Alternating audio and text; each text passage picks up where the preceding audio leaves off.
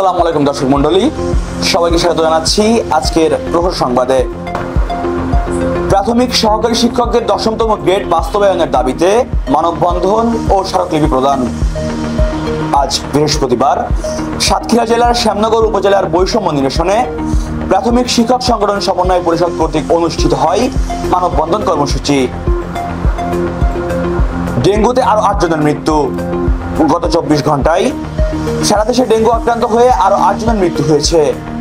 এ সময়ে 1017 জন নতুন ডেঙ্গু রোগী হাসপাতালে ভর্তি হয়েছেন। এ নিয়ে চলতি বছর মশাবাহিত এ রোগে মৃত্যু বেড়ে দাঁড়িয়েছে 174 জনে। এছাড়া এবছর এখন পর্যন্ত ডেঙ্গুতে আক্রান্তের সংখ্যা 33,099 জন। আজ বুধবার নিয়মিত প্রতিবেদনে এসব তথ্য জানানো হয়েছে। সারা দেশে বৃষ্টিপাত অব্যাহত থাকতে পারে। আজ সারা দেশে বৃষ্টিপাত অব্যাহত থাকতে পারে। কোথাও কোথাও মাঝারি থেকে ভারী বর্ষণ হতে পারে। এছাড়া আজ সারা দেশে দিন ও রাতের তাপমাত্রা 2 থেকে 4 ডিগ্রি সেলসিয়াস কমতে পারে। সকাল 9টা থেকে পরবর্তী 24 ঘন্টার আবহাওয়ার পূর্বাভাসে আজ এসব কথা বলা হয়েছে।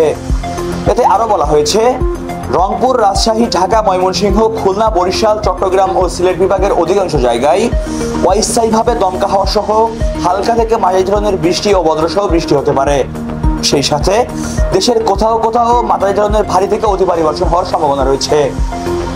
চাঁপাইনবাবগঞ্জে 53 বিজিবি কর্তৃক ভারতীয় একটি পিস্তল, 7 রাউন্ড গুলি সহ 43 বোতল মদ আটক।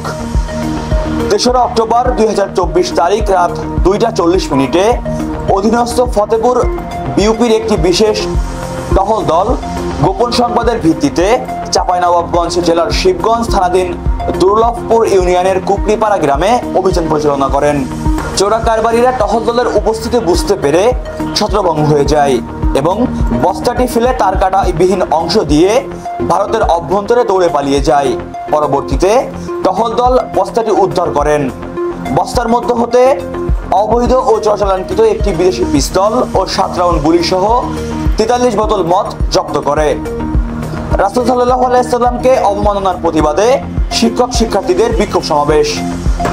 হযরত মুহাম্মদ সাল্লাল্লাহু আলাইহি সাল্লামকে অবমাননার ঘটনার প্রতিবাদ ও নিন্দা জানিয়ে চাঁপাইনবাবগঞ্জে বিক্ষোভ ও প্রতিবাদ সমাবেশ অনুষ্ঠিত হয়েছে।